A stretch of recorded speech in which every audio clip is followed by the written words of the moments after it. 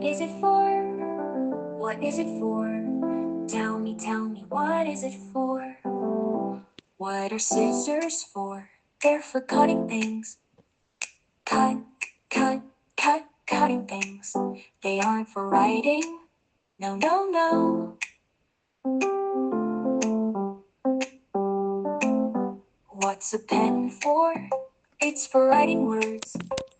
Write, writing words. It isn't for brushing teeth. Oh no.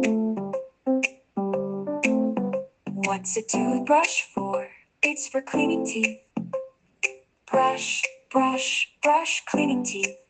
It isn't for painting walls.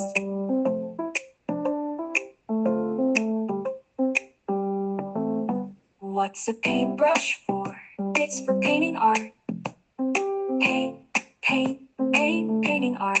It isn't for cutting paper.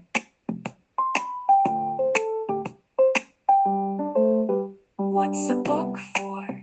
It's for reading words. Reading words. It isn't for eating. No way. Now you know what things are for. Let's learn more and sing once more. What is it for? You can say it's for learning every day.